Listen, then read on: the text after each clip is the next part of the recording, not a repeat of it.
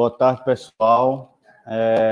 Para mim é um privilégio estar aqui compartilhando com vocês resultados assim que a gente foi muito difícil logo de cara, se foi um desafio que, se não fosse também a professora a incentivar a gente a não desistir desse caminho, a professora Matheus, a gente pode atender os objetivos nosso como sociedade, como universidade, e a gente pode observar uma problemática, e assim, eu confesso que a minha chegada à universidade foi muito importante assim, para me abrir esse leque para o social, entender um pouco, sair da nossa zona de conforto. E eu tive a oportunidade de conhecer, vou compartilhar com vocês, a Ilha de Deus. Então, isso foi muito importante, porque quebrou alguns paradigmas pessoais. E a gente, quando começa a ver a realidade dos outros, a gente sai da nossa caixinha, a gente consegue tentar brigar, lutar e batalhar por uma sociedade mais justa, mais igualitária para todos. Então, o meu tema é a durabilidade de pavimentos intertravados de concreto, utilizando a casca de sururu como agregado. Tenho aqui a honra de ter minha professora Emília como orientadora, Marmúdio como orientador, e Flávio José e Eliana Monteiro, que vai fazer também da defesa do meu mestrado. E antes de iniciar sobre o tema propriamente dito, a apresentação ela foi dividida em introdução, objetivo, referencial teórico, materiais e métodos, resultado de discussões, considerações finais e referências. Antes da gente entender o porquê do tema, a gente, como sociedade, como eu falei anteriormente, como papel da universidade, a gente precisava tentar resolver uma problemática da sociedade. Então, por isso que a professora também falou dessa importância dos primeiros grupos de estudo, que eles viram a necessidade, iniciaram o estudo, e eu, a partir desse meu estudo, a gente deu continuidade e aumentou o leque de ensaios, e assim, a gente conheceu a necessidade real da Ilha de Deus. E a gente, como indústria, a gente consome muitos materiais extraídos da natureza. Esses recursos, além de extrair muito da natureza, a gente emite diversos gases e gera muito resíduo. Então, é uma problemática da indústria. Esses resíduos que são extraídos da natureza, no dia a dia, a gente surgiu um viés social e sustentável que a gente precisa resolver essa problemática. E, a partir disso, começaram a ter um olhar para a incorporação de outros resíduos, sejam eles matéria orgânica ou materiais recicláveis na produção de novos materiais. E, surgindo essa demanda da indústria, a gente traz a realidade da Ilha de Deus. Então, é uma comunidade pesqueira que produz 408 toneladas anualmente de resíduos oriundo da pesca do sururu e outros mariscos. E o que acontece? Essa alta produção acaba gerando um inadequado assoreamento do rio e também risco à saúde dos moradores. Então, como objetivo desse estudo, de analisar o comportamento e a habilidade dos blocos de piso intertravados de concreto, produzido de forma manual e em larga escala, com a substituição parcial do agregado miúdo natural por resíduos de concha de sururu, em diferentes proporções, ampliando a gama de testes para uma análise vasta da durabilidade, para a incorporação desse resíduo na confecção de novos materiais da construção civil. Com objetivo específico, buscamos identificar os testes de caracterização dos aspectos físicos, químicos e degradação dos blocos, avaliar os fatores que interferem na durabilidade dos blocos e propor a produção e caracterização de materiais recicláveis na produção de produtos cimentícios. Então, a gente viu a problemática da indústria da construção, viu a problemática da Ilha de Deus E como é que a gente pode juntar essas duas problemáticas? Como eu sou a quarta geração, levantaram-se a possibilidade de produzirem blocos intertravados de concreto inicialmente para gerar uma fonte de renda para os moradores, os pescadores, e foram 2 estudos, de Marcionilo e de Caio, e sou grato a eles pelo apoio, por abrir os caminhos e por me permitir chegar a esse estudo. E por que bloco intertravado de concreto? Porque inicialmente visavam produzir esses blocos para utilizarem na Ilha de Deus.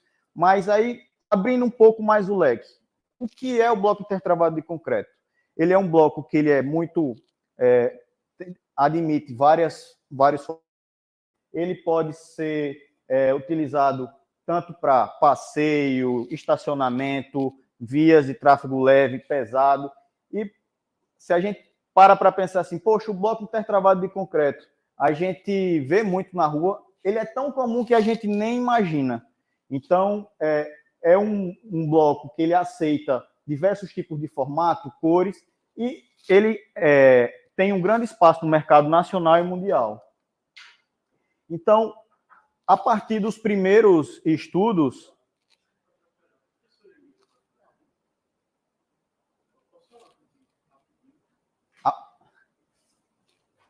a partir dos primeiros estudos de Caio e de Marcionilo, foram feitos alguns testes de resistência à compressão e absorção de água. Então, foi importante para termos um parâmetro. É resistente à absorção de água, é resistente aos ensaios de compressão, e a partir disso a gente começou a normas regulamentadoras internacionais para que a gente pudesse ver esses blocos produzidos com sururu atendem a alguma normativa dessa. Então a gente tem como base a norma brasileira, da África do Sul, Estados Unidos, Canadá e Austrália. E aqui eu tenho um prazer de compartilhar um dos dados do trabalho de conclusão de curso de Alisson, que eu tive o privilégio de ajudá-lo como co-orientador dele. E a gente fez um estudo, ele fez o estudo e eu ajudei a esse desenvolvimento, e foi importante porque eu não tinha norte nenhum. Sabia, poxa, casca e sururu, produção de bloco. Para quem não está acostumado com isso, poxa, é muito divergente, é estranho. E a gente foi estudar esse resíduo do sururu de conchas marinhas estão sendo utilizados na construção civil, e a gente observou que sim, países como China, Índia tiveram 98 artigos, a Coreia do Sul com 77, a Malásia com a Tailândia com 44, mas esses dados foram da revisão sistemática de assuntos sobre a casca dos moluscos bivalves. Então, houve um pico em 2020, aí a maioria dos outros ensaios houve uma queda por conta da pandemia, que isso é normal, e agora a gente fez uma atualização dessa revisão sistemática e atingiu o pico em 2023. Em 2024 a gente não tem alguns dados, mas já podemos dizer que tem um artigo publicado nosso que já vai contabilizar nessa atualização. E visando, poxa, vários países estão estudando as conchas de moluscos. E o que é que tem na área da construção civil?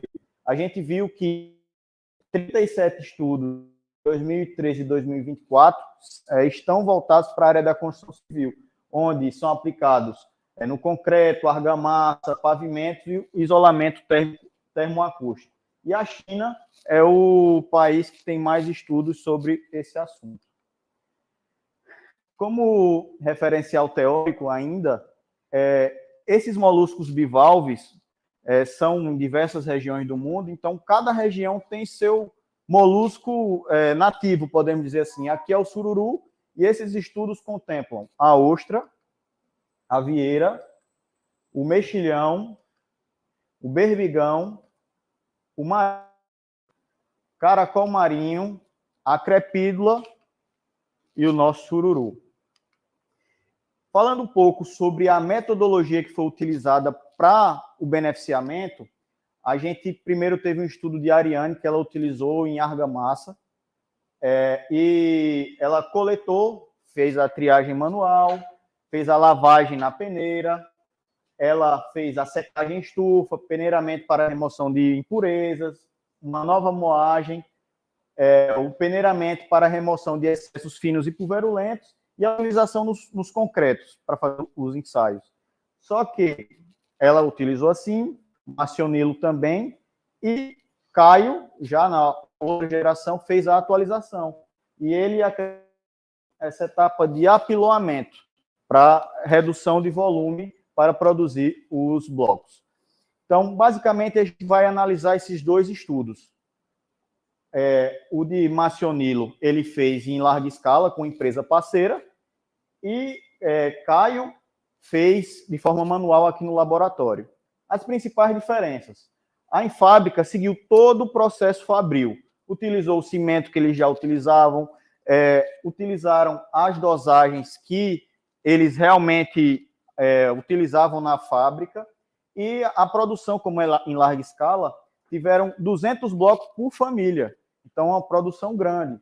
Então, o cimento em larga escala foi o CP5 Ari, com as porcentagens de 0, 4,57, 9,71 e 12. Com relação à água-cimento, eles dividem em duas fases. O corpo do bloco e a parte de cima, que é o acabamento. Usaram duas relações água-cimento. 0,25 para 1,25 o corpo e 0,30 para bem pouquinho de cimento na parte superficial. E utilizaram o pó de pedra. E a compactação foi com forma de metal com a tensão de 2 MPa. Já Caio fez com CP2E, porque não utilizou o mesmo cimento. Porque a ideia de Caio era dizer, é possível fazer esse bloco na comunidade. Então, qual é o bloco, o cimento mais fácil de encontrar? CP2.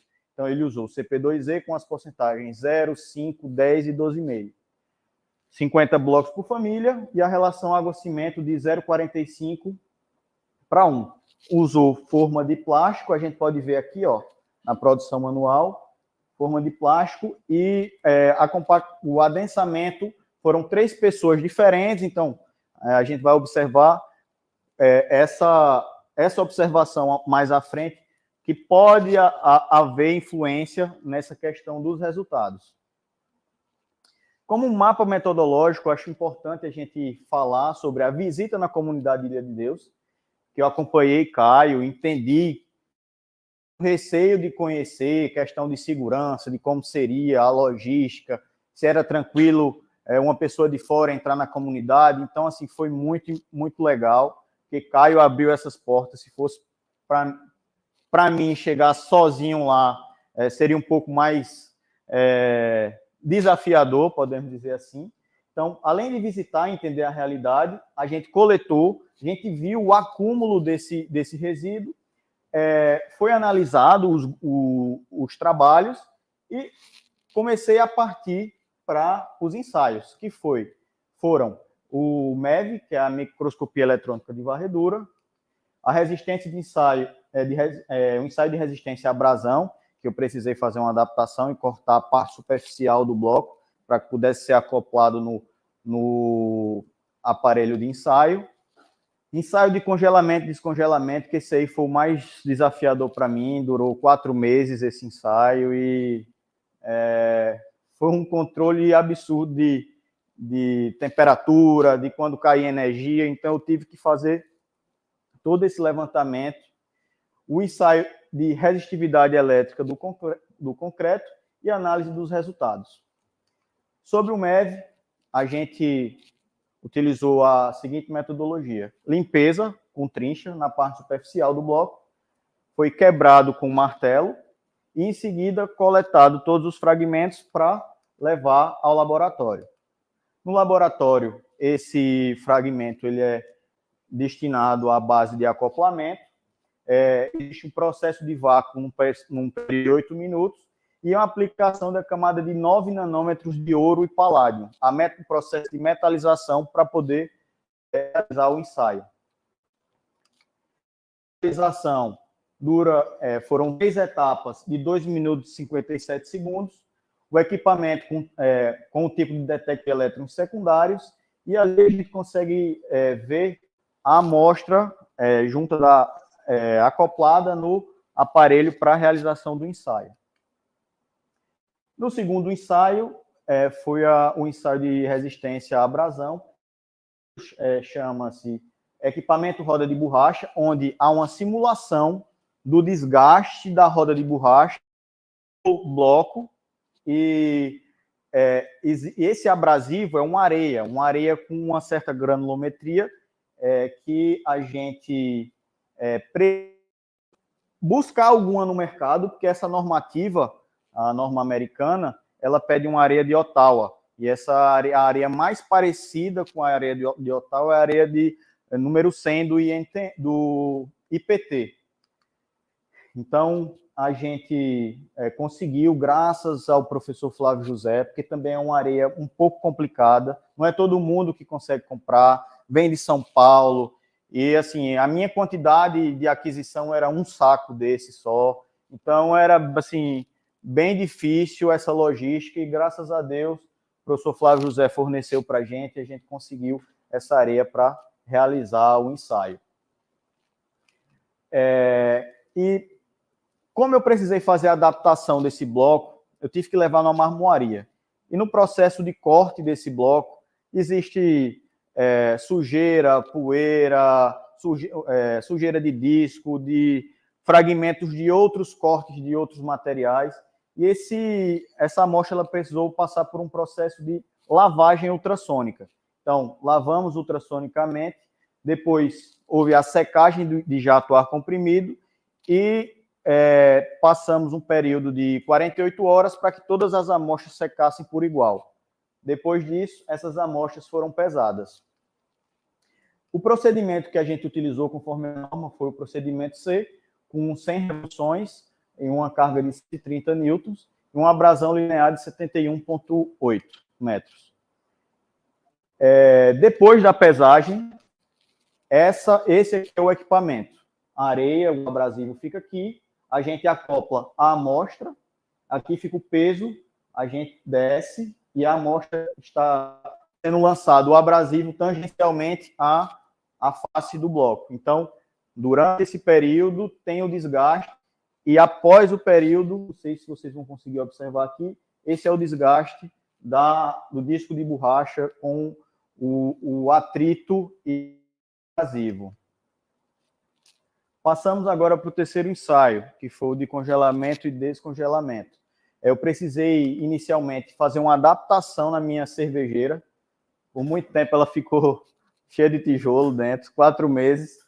E eu tive que gerar uma condição para que a cervejeira atendesse os requisitos normativos de temperatura mínima e máxima. E passei, acho que umas 3 semanas anotando e fazendo esse levantamento. A partir desse momento que ficou ok a cervejeira, as amostras ficaram um período de 24 horas em água, e esse processo consiste em saturar o bloco, colocar no recipiente, na câmara fria de congelamento. Eu precisava coletar todas as amostras os resíduos que desplacassem do bloco durante o período de congelamento. Então, foi feita uma adaptação. Existe um apoiozinho de borracha de 5 milímetros, que faz com que o bloco ele fique apoiado em cima, com um certo espaço para que o ar penetre em todas as faces do bloco. Então, inicialmente aí eu tinha feito só com essas prateleiras, tive que adquirir mais prateleira para poder adaptar. Então, passou a etapa do congelamento. No descongelamento, eu precisaria também ter recipientes que, nesse processo de descongelamento, eu juntasse também tudo que desplacasse nesse processo. Então, foi feita uma adaptação com podemos dizer assim, um recipiente de lasanha, com esses apoios de borracha e esse plástico que me ajudou a manusear, a pegar esses resíduos e colocar no recipiente depois. E aqui a gente pode observar todos os blocos no recipiente, no equipamento de congelamento. Então, após 7 e 28 ciclos, conforme a norma, pede para que a amostra ela seja lavada. Por quê? Ao final de tudo, eu preciso pegar o que desplacou no congelamento, o que desplacou no descongelamento e o que soltou na lavagem. Então, pega isso tudo, junta, para poder fazer a pesagem. Se, após os ciclos, a amostra perdesse mais de 225 gramas por metro quadrado, precisaria estender mais esse ensaio. Então, aqui a gente pode observar a amostra manual, 0%, 5%, 1% e 12%. Solta mais um pouquinho de resíduo, a gente, pela imagem aqui, a gente consegue ver a olho nu o resíduo da casca de suru, porque vocês estão um pouquinho longe, a imagem está um pouco pequena, mas dá para observar. Depois da junção de todos esses resíduos, é feito o processo de pesagem. Agora, o ensaio de resistividade, também uma norma americana, e ele pede que os blocos fiquem submersos durante o período mínimo de 6 dias, com solução de hidróxido de cálcio, para que o bloco ele possa ser aferido a corrente que passa pelo ensaio de resistividade. O aparelho de resistividade elétrica, um Resipod da ProSec, e ali, naquela outra imagem, a realização do ensaio. Foram feitas 5 leituras por Então, foi feita essas leituras, foi tirado a média e foi feito o desvio padrão. Agora, para a parte dos resultados. É interessante, em algumas imagens, a gente observar, não sei se vocês vão conseguir ver, esse aspecto como se fosse uma casca de cobra, uma casca de crocodilo, podemos dizer assim. A gente observa isso. E é uma tendência das conchas marinhas. Então, alguns estudos a gente conseguiu ver e decifrar esse dilema junto com o professor Mahmoud, e a gente viu que como é que eu posso dizer? Essa característica desse MEV é justa, mas por que nas outras imagens a gente não conseguiu detectar isso? Acredita-se que no processo de quebra da face superficial do bloco, a gente possa ter esmagado ou deteriorado esse resíduo da concha de sururu. Então, em algumas imagens, a gente não consegue observar como essa daqui, que é um teor de 5%. Então, foi uma metodologia utilizada e que pode ser aprimorada para próximos ensaios de MEV. Então, isso se repete também no bloco manualmente produzido. A gente consegue ver no teor de 12% essa mesma característica. Nos outros, em pequena quantidade, mas provavelmente foi por essa metodologia utilizada. Eita! No ensaio de abrasão, a gente pode observar aqui os valores.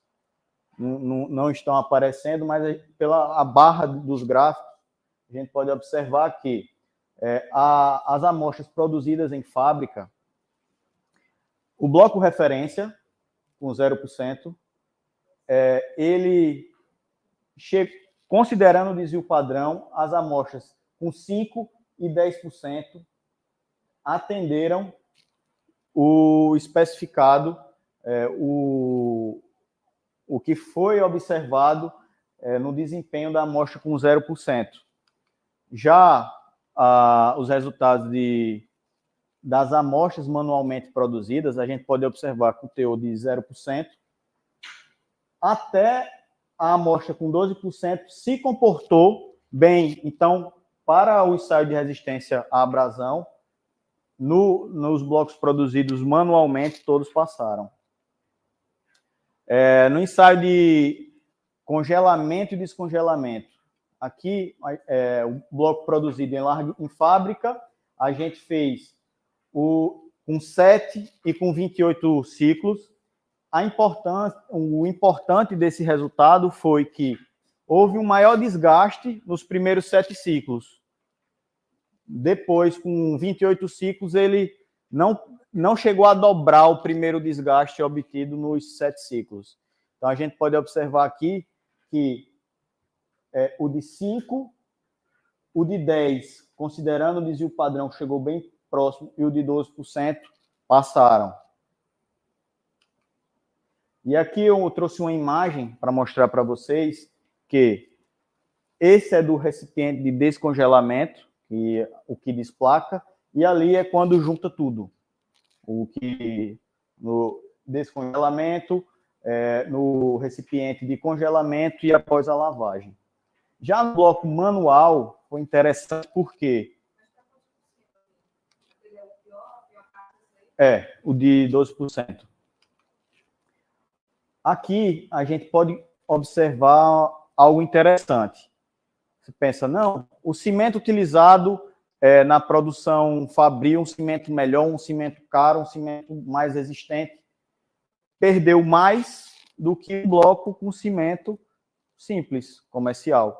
Então, esse bloco, ele, um teor de 5% e 10%, nos primeiros 7 ciclos, chegar do que perdeu o teor de 0%.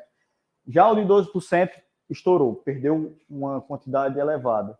E nos 28 ciclos, seguiu a mesma tendência.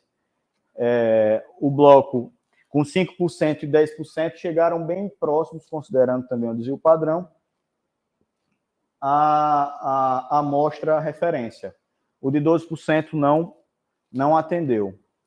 E aqui eu trouxe para vocês, com a peneira número 200, quando a gente faz a lavagem, pega tudo, o líquido e o resíduo, passa na peneira, e a gente pega esse resíduo e depois junta com tudo. Aí tem que esperar, eu precisei esperar período de 24 horas para que ficasse totalmente seco e eu pudesse manusear e colocar dentro do recipiente. E um dado interessante, foi feita uma correlação entre resistência à compressão e a perda de massa.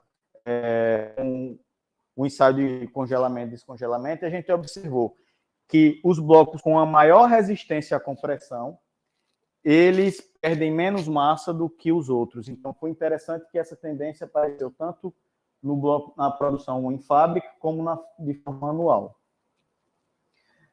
No ensaio de resistividade, foi interessante porque, quanto maior a resistividade do bloco, esse bloco ele é mais resistente a ataque de cloretos.